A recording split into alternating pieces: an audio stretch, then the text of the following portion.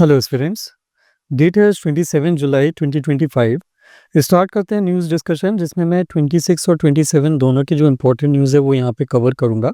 Weekend है तो as usual, जैसा कि मैंने आपको पहले भी बताया है, न्यूज़ थोड़े से न्यूज़ लिस्ट थोड़ी सी कम रहती है, बट जो मोस्ट इंपॉर्टेंट है, जो हमारे लिए यूपीएससी के लिए बहुत इंपॉर्टेंट है, वो सारी न्यूज़ यहाँ पे कवर करने की कोशिश की जाएगी। तो यहाँ पे फर्स्ट न्यूज़ स्टार्ट करते हैं नेशनल न्यूज़ से।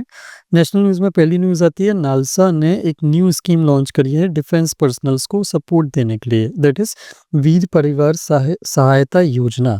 इस स्कीम का मेन पर्पस है जैसे नालसा के बारे में इस स्कीम का पर्पस बताऊं, उसके पहले आपको नालसा के बारे में पता होना चाहिए। That is national legal services authority. ये एक बॉडी है जो basically free legal aid across the country, free legal aid provide करने के लिए स्कीम्स बनाती है और उसे इम्प्लीमेंट या एग्जीक्यूट करने के लिए सुपरविजन करती है, मॉनिटरिंग करती है।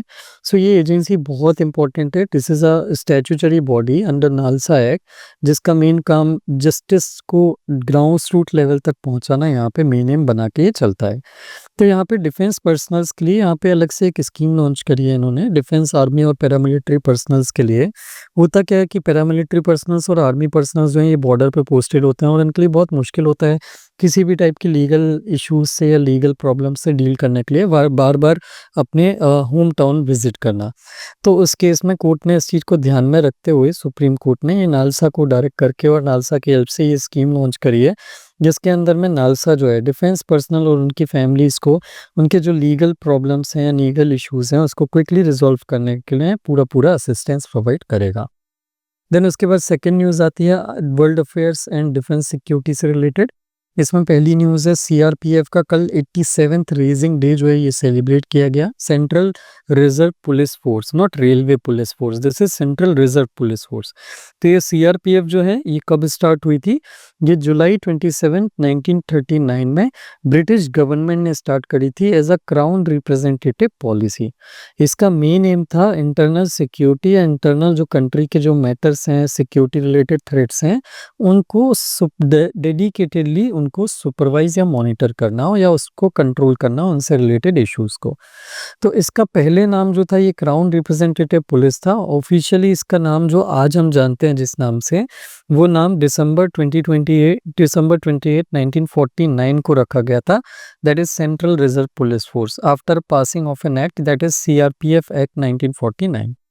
CRPF one of the armed forces है, ये मिनिस्ट्री ऑफ होम अफेयर्स के अंदर में काम करती है, ये आपको अलग से याद रखना है।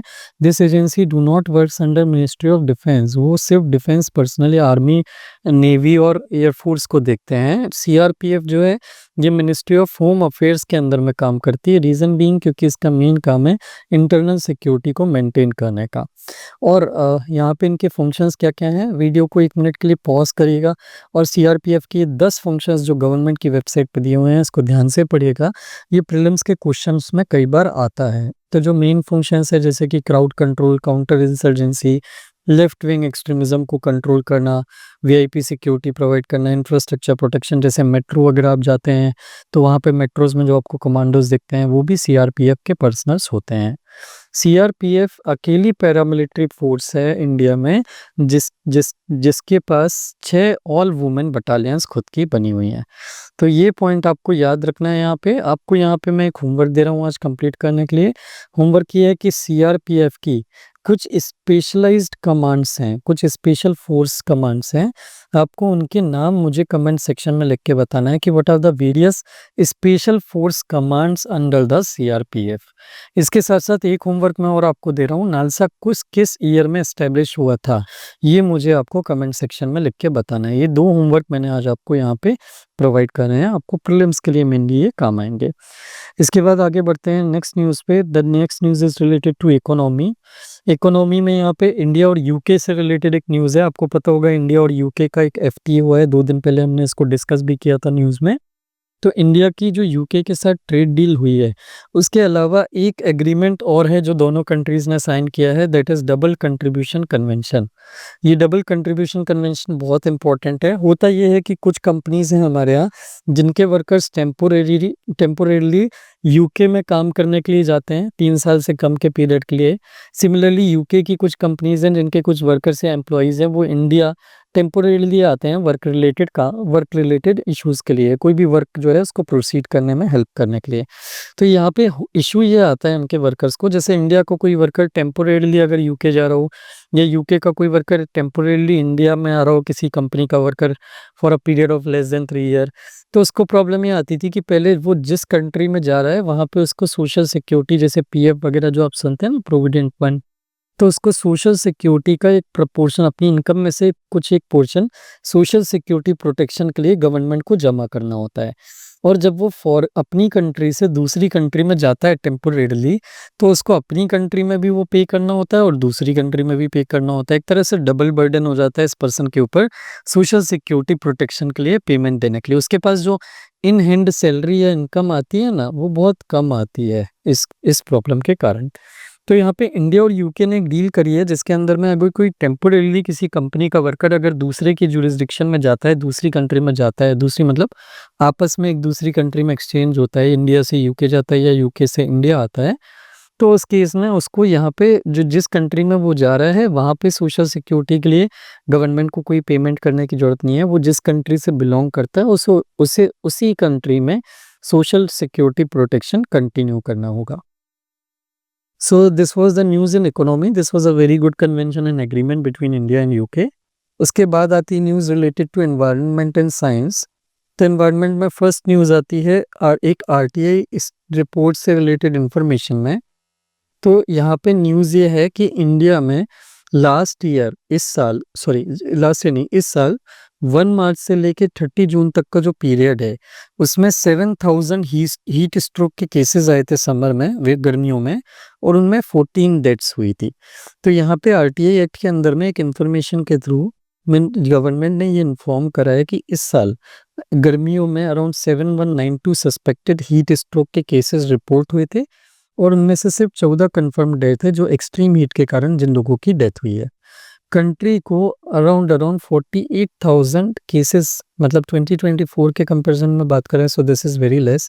लास्ट ईयर इंडिया का जो रिकॉर्ड, मतलब जो हिस्ट्री रही है, उस हिस्टोरिकल रिकॉर्ड के हिसाब से सबसे वार्मेस्ट ईयर 1901 से अभी तक हमको मिला था। 2024 was the warmest year for India since 1901, और लास्ट ईयर इंडिया में हीट स्ट्रोक के 48,000 केसेस रिपोर्ट हुए थे, और एक्सट्रीम हीट से हमारे यहाँ 159 लोगों की डेथ हुई थी।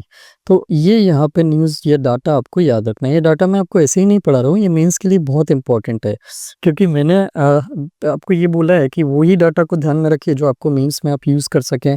Specially if you are giving mains this year, तो आपके लिए डाटा बहुत इंपॉर्टेंट हो जाता है। ये बताता है कि क्लाइमेट चेंज को कंट्रोल करना, उसके लिए अडाप्ट करना कितना ज़रूरी है। अदरवाइज़ ये समर हीट से रिलेटेड जो हीट स्ट्रोक के केसेस हैं, ये और बढ़ते जाएंगे, और लोगों की डेथ और कैजुअलिटीज़ भी आगे चल के बढ़ती जाएगी। उसके बाद नेक्स्ट न्यूज़ आती है related to again climate change. एक एजेंसी है, उसकी स्टडी के हिसाब से ओनियन और पोटैटो के जो प्राइसेस हैं 2024 में 80% तक बढ़ गए थे, रीज़न बीइंग क्लाइमेट चेंज के कारण। तो वो ऑर्गेनाइजेशन या एजेंसी का नाम क्या है? Maximilian Courts of the Barcelona super computing centre. ये इस इंस्टीट्यूट ने, इस एजेंसी ने लीड करी थी, और इन्होंने 18 कंट्री में 16 वेदर रिलेटेड फूड इन्फ्लेशन के इवेंट्स को स्टडी किया था, जिसमें उनको ये समझ में आया, इन्होंने ये बताया कि इन 18 कंट्रीज़ में ये जो वेदर रिलेटेड फूड इन्फ्लेशन आया था 16 फूड कमोडिटीज़ में, इसका मेन रीज़न क्लाइमेट चेंज था। मेन ड्राइवर जो था इन्फ्लेशन का, वो डिमांड सप्लाई से ज़्यादा क्लाइमेट चेंज था। इंडिया का जो केस था 18 कंट्रीज़ में से, वो सबसे सीवियर था, मतलब सबसे ज़्यादा जो वेदर रिलेटेड फूड इन्फ्लेशन इस एजेंसी ने देखा, वो इंडिया में देखा था। मई 2024 में हमारे यहाँ लास्ट ईयर बहुत गर्मी पड़ी थी। Last year hottest of the year, warmest year था हमारे लिए। अराउंड 1.5 डिग्री सेल्सियस ज़्यादा गर्म था हमारा जो इंडिया था इस last year as compare to the previous 100 years average जो था उसका। तो उसके हिसाब से देखा जाए तो ये जो एक्सट्रीम हीट वेव हमने एक्सपीरियंस करी थी, इससे हमारे ओनियन और पोटैटो की जो प्रोडक्शन है या यील्ड जो है वो बहुत गिर गई थी, और ये यील्ड गिरने के कारण ओनियन और पोटैटो जो हमारे यहाँ बहुत कॉमनली कंज्यूम किए जाते हैं, एसेंशियल वेजिटेबल्स माने जाते हैं, इनमें हमारे यहाँ लास्ट ईयर 80% तक का इन्फ्लेशन इनके प्राइसेस में देखने को मिला था ड्यू टू क्लाइमेट चेंज। तो आगे चल के हम जो आज तक पढ़ते आए हैं कि क्लाइमेट चेंज के कारण हमारी फूड सिक्योरिटी में इश्यू हो सकता है, वो चीज़ अब धीरे-धीरे करके ऑलरेडी ग्राउंड लेवल पे हमको देखने लगी है। तो अगर हम चाहते हैं कि आने वाले टाइम में ऐसे इश्यू ना हो, फूड की क्राइसिस ना हो, फूड सिक्योरिटी इंश्योर रहे, तो हमको ये कोशिश करनी होगी, बहुत अच्छे से पूरा काम करना पड़ेगा कि हम क्लाइमेट चेंज एडाप्टेशन और मिटिगेशन के लिए एडिक्वेट स्टेप्स यहाँ पे लें। So this completes our news of the day. I hope the news were clear to you. If you like the video, please do share it with your friends who are preparing for the exam. And other than that, हमारा एक GS का mentorship course चल रहा है, बहुत ही systematic. अगर आप prelims mains की सिस्टमेटिक इंटरव्यू के साथ मेरी प्रिपरेशन मेरे साथ प्रिपेयर करना चाहते हैं, तो do contact me on the number that is 8962291192। ये कोर्स बहुत ही अफोर्डेबल प्राइस पे है। तो यहाँ पे मैं आपके साथ टिल सिलेक्शन आपके साथ रहने की आपको गारंटी देता हूँ। Thank you very much.